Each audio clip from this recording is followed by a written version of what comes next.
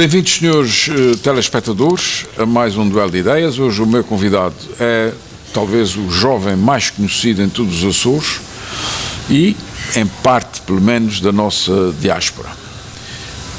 Ruben Correia é um conhecido escritor e estudante distinto da Escola Monteiro de Quental, de cuja associação académica penso que ainda é presidente. Pois é. Boa tarde, ao Dr. Carlos Melo Bento, obrigado pelo convite para vir aqui mais uma vez. Em primeiro lugar, cumprimentar todas as comunidades na diáspora que nos estão a ver e a acompanhar. Ainda sou presidente da Associação de Estudantes, cumpro até ao final do mês de julho o meu mandato. Foi difícil obter esse lugar? Foi difícil conquistar o lugar de representação da Associação de Estudantes, porque havia outros candidatos. A Associação de Estudantes, da altura, apoiava a lista que concorria contra a minha. Eu era um rapazinho de rabo de peixe, recente na escola. É de rabo de peixe? Sou de rabo de peixe. Então diga lá, o que é isso de nascer em rabo de peixe há 18 anos? Nascer em rabo de peixe foi o melhor que me aconteceu na vida. Foi o estar próximo de uma população que ama os seus e apoiou-me incondicionalmente desde a publicação do meu primeiro livro.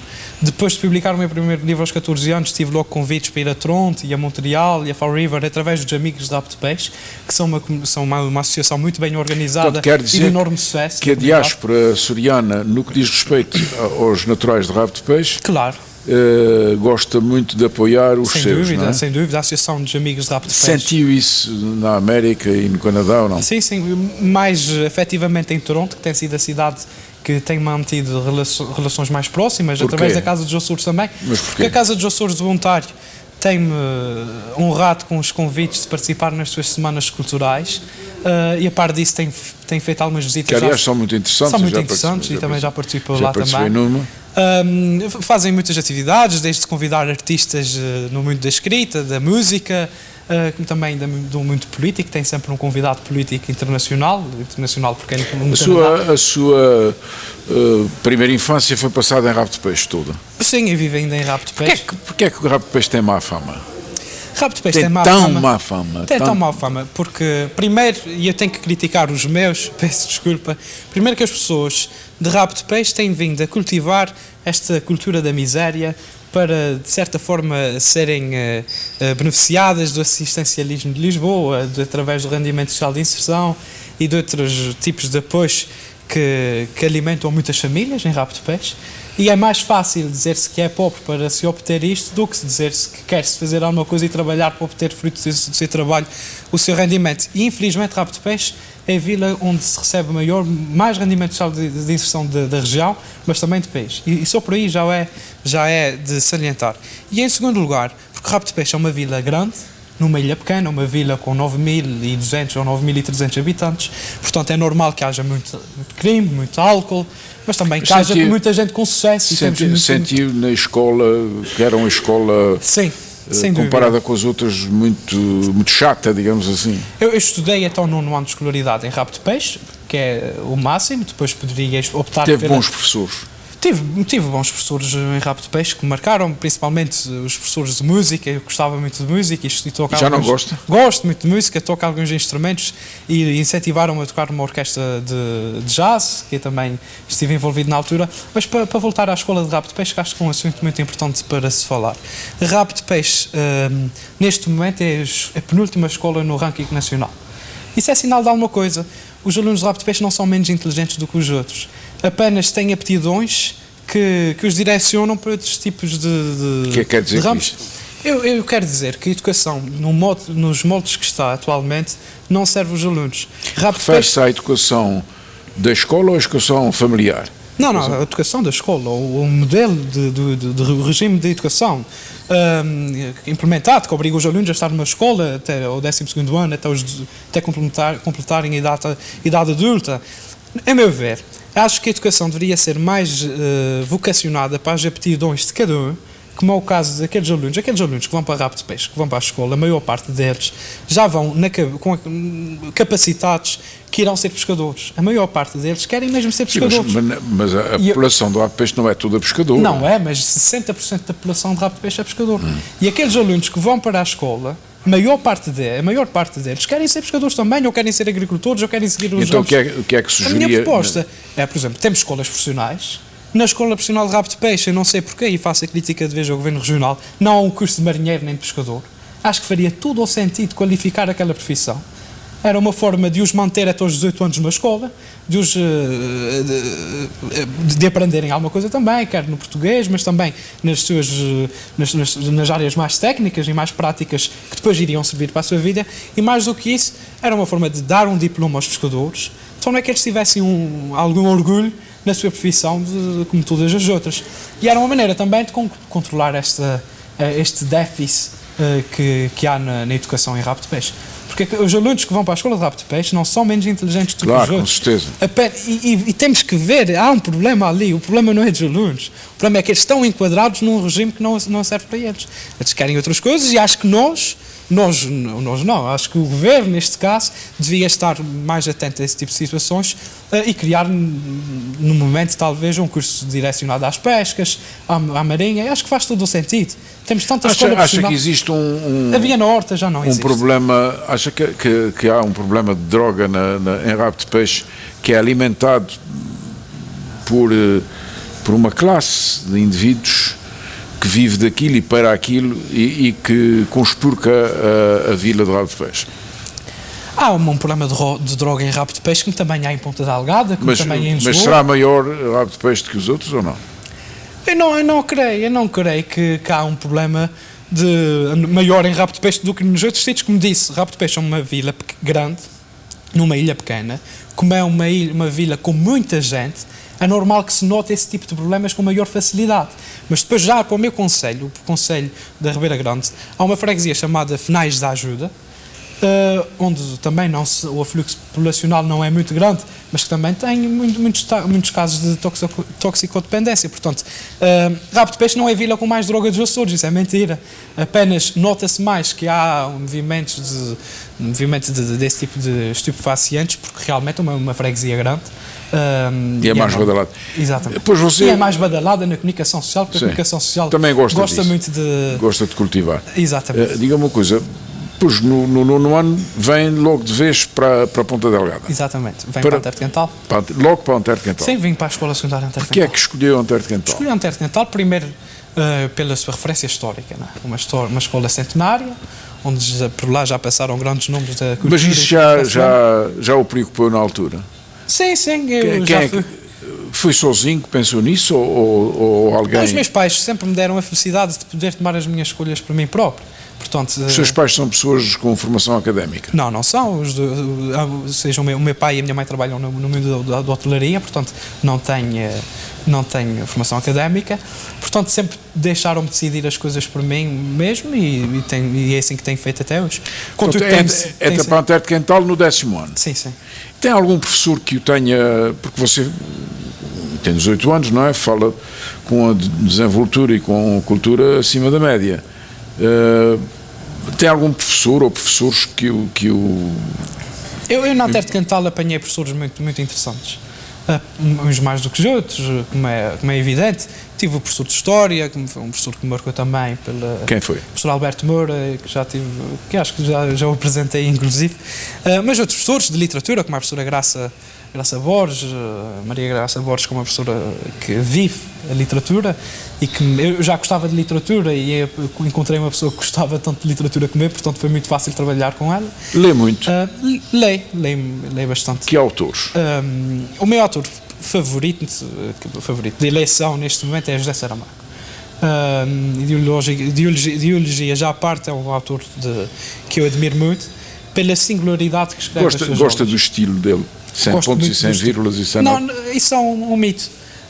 Está muito, um mito urbano, não é? Isso está muito na moda. Isso é um mito. O José Saramago pontua extraordinariamente. Agora, o que não faz é a regra normal dos discursos diretos, que é 2 pontos, travessão e começa o diálogo, não é? Ele, nos seus diálogos, continua normalmente, põe vírgula e põe assim, eu ponho o diálogo com letras maiúsculas no início e continua sempre para a frente. Agora, não se consegue, assim, à primeira vista, selecionar ou destacar os diálogos no livro, que é tudo seguido. Agora, o leitor tem que estar muito atento à leitura para que consiga ver o que é um diálogo, o que é uma narração. Ele é então um castigador do leitor, não? É muito complicado, mas ele dizia que fazia isso para não perder o raciocínio, com tanta regra do... Agora, é válido. Mas a determinada altura o senhor resolve escrever um livro, não é? É verdade, já entro na Antero de Cantal com 2 livros publicados. O meu primeiro livro foi publicado em Rabo de Peixe, o meu segundo livro também publicado em Rabo de Peixe. Portanto, escrevi o meu primeiro livro com um pouco mais de 10 e publiquei aos 14. E depois quando entra na Antero de Cantal, publica apenas mais um livro? Quando entro na Antero de Cantal, publico o meu terceiro livro em Fator Juvenil, publico um livro que coordenei, que é o Heróis à Moda dos Açores, e publico também o Deixa-me Amar-te, que é a minha última obra. Agora, enfim, deixemos isso e vamos entrar na política. Sim. Você vibra com a política, não é? É verdade, a política foi sempre algo que me despertou a atenção desde o início. E porquê é que se atirou de cabeça para o PSD? Para o PSD, primeiro, eu sou ideologicamente social-democrata. Porquê? Sou social-democrata porque... Explique lá bem isso, que ainda não percebi o que é social-democracia. O que é social-democracia? O socialismo sabe melhor do que eu. Ora, sei. Desde o científico ao romântico, ou o utópico também, sim, que é o romântico. Sim, no fundo, portanto, chamo-lhe romântico porque é mais social-democracia, eu não gosto de estar nos extremos, não é? E acha que a social-democracia é não está no é um meio termo? Exatamente, é um meio termo. Pelo menos em Portugal, porque lá fora a social-democracia foi o nome que os comunistas se chamaram depois também de é ter... verdade. Portanto, não acha que há aí uma confusão de narizes? Eu acho que há falta de políticos com ideologia. Esta confusão ideológica que anda por aí é porque normalmente as pessoas vão para os partidos sem saber... Nessa mesma cadeira, Graça Castanho disse que não era de direita nem de esquerda, era de círculo. Concorda com essa tese? Sim, é verdade. Há uma expressão popular muito interessante que é mais moagem, menos moagem, é tudo farinha do mesmo saco. Portanto, os políticos de hoje em dia envergam pelos partidos que lhes dão mais facilidades em ascender na Acha que política. A ideologia deixou de conduzir os políticos? Eu acho que sim. E no seu caso? O meu caso, continuo social-democrata e continuo a acreditar nos valores da social-democracia, por isso mesmo saí do partido em que estava afiliado. Entrou para o partido com que idade? Entrei com 14 anos. Com 14 anos. Era uma idade limite para poder entrar? Entrei não para o partido, quer dizer, diretamente do partido só poderia entrar Quem era o dirigente do partido na altura? Do partido era a doutora Berta Cabral, a quem sempre declarei o meu apoio incondicional nas alturas das legislativas regionais e senti a derrota com muita pena mesmo. Estive presente depois de sabermos os resultados, estive na sede PSD ao lado da doutora Berta quando perdeu, quando tudo já era público, portanto estive desde o início até o fim. Mas da JSD, o presidente era o Cláudio Almeida, entrei para a JSD porque para o partido só se pode entrar a partir dos 18 anos. E então, qual é a sua participação quando entra para o PSD? O que é que faz? Começo a trabalhar através da JSD, como disse, desde o início das bases, que era o núcleo de Rabo de Peixe da JSD. Fui o impulsionador da reativação do núcleo da JSD de Rabo de Peixe, embora depois tenha havido uns problemas e não fui eu que fiquei a dirigir o núcleo, mas depois fui trabalhar com o Cláudio Almeida a nível regional, fui diretor de gabinete de imprensa dele, depois conselheiro regional, depois fui eleito vice-presidente de São Miguel, presidente da JSD da Ribeira Grande com o meu conselho, e agora o meu último cargo era mesmo presidente da JSD da Ribeira Grande e vogal nacional da JSD de Portugal. E depois abandonou tudo? Depois abandonei. Porquê? Abandonei. Acho que um dos problemas principais dos políticos de hoje é não saberem sair.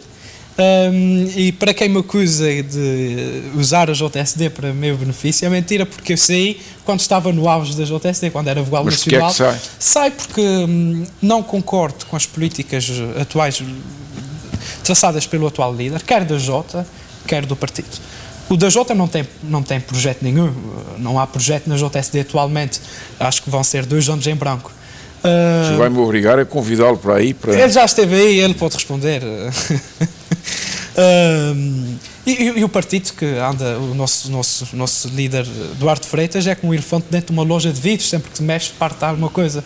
Portanto, não me identifico nada. O senhor resolve sair do PSD, mas obviamente não abandona a política, não é? Não abandona a política, continuo a acreditar. Qual é o seu projeto imediato? O meu projeto imediato é continuar a estudar. O que é que vai fazer no estudo? Vou tirar Direito este ano ainda. Portanto, acabou o 12º? Acabou o 12º agora, com exames próximos. E vou estudar Direito e estarei sempre disponível para contribuir da melhor forma. Agora, o PSD também, temos que ver, o PSD não acaba por causa desses líderes. Os líderes vão e o partido fica. Mas neste momento, nesta altura, não me sinto confortável de estar dentro do partido. Mas claro, fala-se para aí, até houve um dirigente nacional que disse que o mais jovem candidato às eleições, às próximas eleições legislativas, era um jovem de 18 anos do SUS. Não me diga que não é o senhor. Eu não vou desmentir, porque ao desmentir e no futuro, se houver alguma tomada de posição de minha parte... Foi convidado? Fui convidado a ser cabeça de lista. E aceitou? Ainda não é decisivo, ainda não tomei decisão, porque primeiro tenho os meus exames para terminar, vou terminar agora os meus exames de ingresso na universidade e só depois de terminá-los, que é a minha prioridade principal. Com que apoios é que conta? A avançar, que ainda não é nada concreto, posso vir a contar com os apoios, principalmente da nossa querida diáspora, coisa que não é surpresa nenhuma, porque tem-me vindo a apoiar desde sempre, desde que comecei na literatura. Acha que rápido depois o vai apoiar em peso? Sem dúvida, caso avance. Mas já estamos aqui a falar...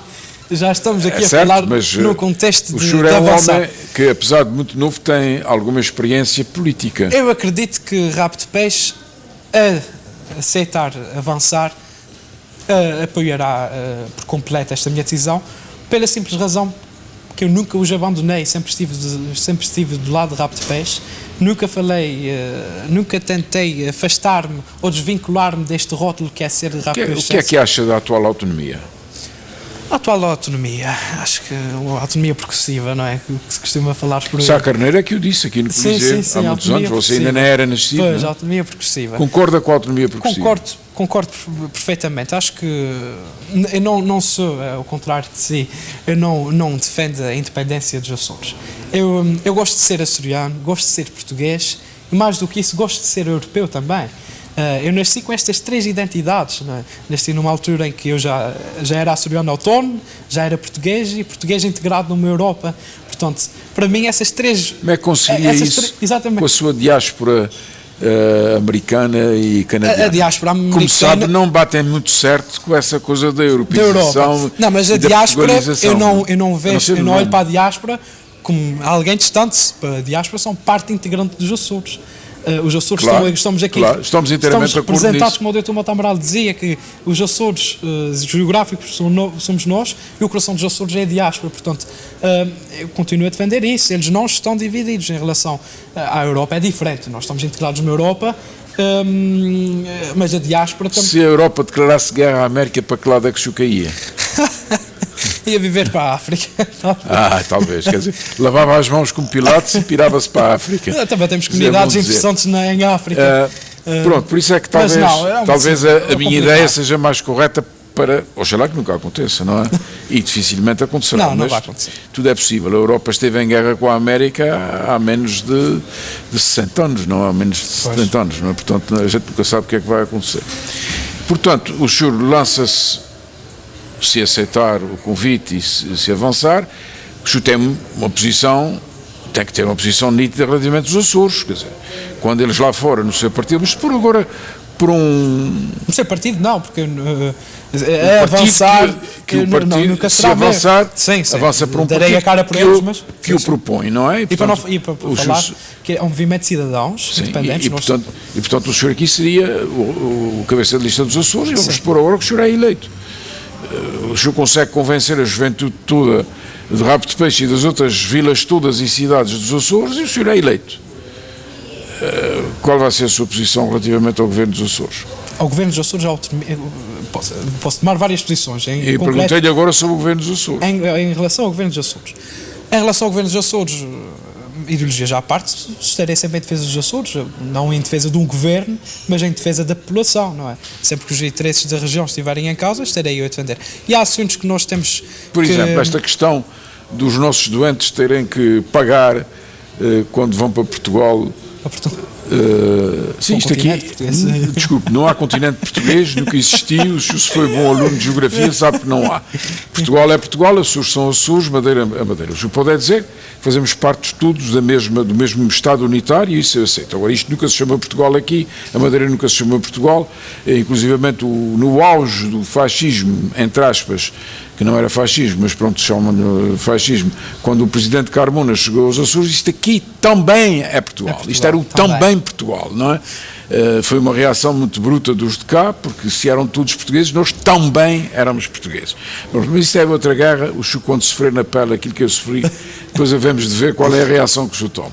Agora, vamos falar nos doentes. O que é que o senhor pensa dos doentes que têm que pagar em Portugal quando vão para lá? Mas, pois.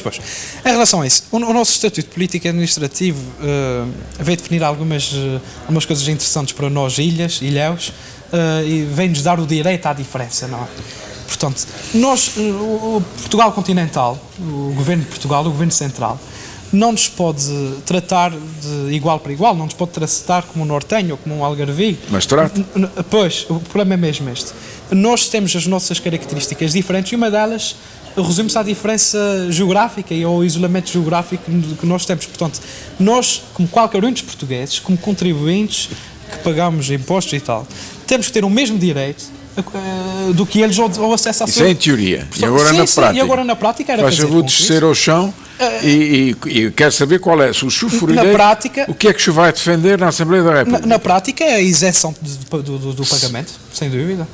Isenção de pagamento, temos que ver uma coisa. Qual é o fundamento? Eu não posso. Qual é o fundamento? Mesmo, o direito à diferença, o direito à distância. Nós estamos distantes do continente português e devemos ter algumas... Lá está o senhor com erros geográficos. Não há continente português. Há Portugal continental. Eu aí aceito que o senhor diga Portugal continental. E Portugal insular já é uma coisa forçada. Portugal continental, pronto. Porque não há continente português. Sim, é verdade. Tem razão. Tem razão. Eu já ouvia a questão ridícula de um imigrante nosso que está, um imigrado nosso que está nos Estados Unidos e dizer: eu agora vou sair da América para o continente. Que é ridículo. E já ouvi um ilustre magistrado nesta terra dizer que tinha estado no continente e que ia para a Espanha. Tem razão. Não é ridículo. Portugal faz parte do continente europeu. Com certeza. Portugal continental. E não há nenhum mal disso. Tem razão. Eu garanto-lhe que não há, da minha parte, a mínima antipatia por Portugal. Pelo contrário, é o país que eu mais amo no mundo. Nunca gostei que me chamassem separatista, nem nada disso. Agora, é a pátria da minha pátria. Isso é outro problema. Você já nasceu neste regime, eu nasci na altura em que a pátria era do Minho a Timor. E eram todos portugueses, fossem pretinhos, amarelos, cor-de-rosa, eram tudo portugueses. No papel eram todos portugueses. Agora, na prática, havia algumas diferenças. Isso é outro problema. Agora, vamos lá ver. Mas há outros problemas aqui. O problema do representante da República, por exemplo. O que é que o senhor vai defender para a Assembleia da República? Há um problema que está muito em voga e é a minha posição. Em relação a essa decisão, eu acho que devia-se manter... Se é que já estudou o assunto. Eu ainda não tenho, tenho que admitir que eu não tenho o assunto muito bem estudado, mas tenho pensado seriamente sobre isso nos últimos dias. Embora tenha-me aplicado mais aos meus exames nacionais, que tenho para breve. E é um assunto que está agora muito em voga, desde o dia da autonomia. Eu até lhe peço desculpa de o distrair disso, mas esta entrevista é importante para que os jovens da sua idade, que porventura nos vejam, saibam o que é que o líder da Academia do Liceu, que sempre foi o mais importante do ensino secundário de toda a ilha e de todos os Açores, pensa, não é? Sendo, em relação ao representante da República, na minha opinião, neste momento, não há razão para extinguir o representante da República. Eu acho que... Agora, se o representante da República deveria ser um açoriano, aí eu já concordo. Já concordo de ser um açoriano. Mas nomeado ou eleito? Nomeado pelo Presidente da República. O seu representante da República está a representar a República, mas está a representar o Presidente da República aqui nos Açores, não é? Todos os diplomas que deveriam ser assinados pelo Presidente da República são assinados ou votados pelo representante da República, portanto, indiretamente... Mas não eleito, acha que isto de uma democracia é um Presidente da República já foi eleito, não é? E então, tudo que ele nomeia... A Presidente da Assembleia Regional também não é eleita? não é eleita. Então não é. É eleita, pois, mas não é eleita. Nós não estamos a votar na senhora que agora é Ana Luís, não estamos a votar nela em pessoa para ser Presidente da Assembleia Regional. Mas é eleita, mas isso é uma tradição mundial. Os parlamentos é que escolhem os seus presidentes. Então, assim, é diferente. Agora, há umas propostas, sei que o Dr. Carlos Melo Bento, inclusive, há muito tempo atrás, já tinha defendido a existência de um presidente dos Açores, e agora o Dr. Duarte Freitas veio a repetir a mesma medida. A meu ver, acho que é inconstitucional. Esta medida acho que é inconstitucional, pela simples razão, haver um presidente dos Açores, estamos a considerar que os Açores é uma república. Ruben Correia, vamos lá ver se a gente se entende. Eu não concordo. A Constituição não é teto de coisa nenhuma. A Constituição é uma lei como outra qualquer, que pode e deve ser alterada. E vai haver agora uma alteração. Vai haver uma alteração. Portanto, não me venham com o papão da Constituição, porque o papão da Constituição tem sido exatamente o nosso grande inimigo. Sempre que querem acabar com uma coisa qualquer, dizem que é inconstitucional, e depois o Tribunal Constitucional, que não é um verdadeiro tribunal, é um tribunal de escolhas políticas e, portanto, tem uma tendência política manifesta que, por exemplo, o Supremo Tribunal de Justiça não tem, felizmente. Sabe que eu tenho um grande respeito pela justiça portuguesa, que é uma das melhores do mundo. Trabalho nela há mais de 50 anos e, portanto, sei o que é que estou dizendo. Portanto, desses dois problemas, vejo que o senhor ainda está a aperfeiçoar os conceitos para poder depois falar na Assembleia. Sem dúvida. E no caso de se perder, o que é que se vai fazer? Temos que ver uma coisa, temos que ver o que é que os açorianos acham sobre isso. Não é por duas ou três então concorda com o referendo sobre a existência do cargo? Sim, sem dúvida. Concordo com isso. E vamos supor agora que a maioria esmagadora dos açorianos dizia que não e os portugueses dissessem que sim. Para que lado é que o senhor se inclinava? Claro que ia defender os interesses dos açorianos e mesmo que estivesse sozinho na Assembleia da República iria dizer que sim. Não se esqueça daquilo que disse, que isto está gravado. Pode ficar e podem ter a certeza. Eu não prometo nada, mas comprometo-me a fazer. Ruben Correia, muito obrigado por esta entrevista. Eu vou pedir licença para apresentar dois livros que me foram gentilmente cedidos. Este pelo autor. É uma tese de doutoramento de Carlos Manuel Gomes Lobão, sobre a Horta, uma cidade portuária, a Horta entre 1880 e 1926. É uma obra de grande folga, é uma tese de doutoramento, excepcionalmente bem feita.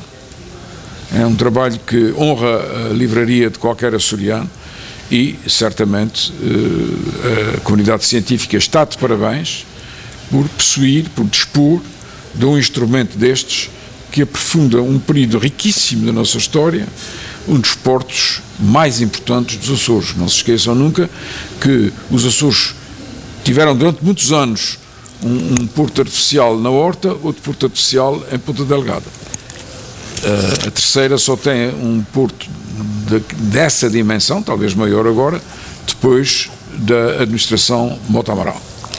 Finalmente, do general Ferreira Almeida, o Gil Vaz, é um trabalho interessantíssimo também, sobre praticamente a cidade de Ponta Delgada, onde ela é natural, e que traz um repositório imenso, não só de fotografias como de textos da história recente, que abrem horizontes extraordinários sobre a nossa vida, sobre a vida como cidade. Normalmente os cidadãos de Ponta Delgada esquecem-se um bocadinho da cidade onde nasceram e de onde vivem. Ferreira de Almeida não foi assim. O general Ferreira de Almeida tem dedicado imenso trabalho, imensas obras à sua querida cidade de Ponta, à nossa querida cidade de Ponta Delgada. E este livro, tê-lo na nossa biblioteca, enriquece imenso, e além de ser um livro de consulta, porque podemos rapidamente saber várias coisas que porventura nos perguntem, não é? O Gil Vaz, de José Alfredo Ferreira de Almeida. E até ao próximo programa.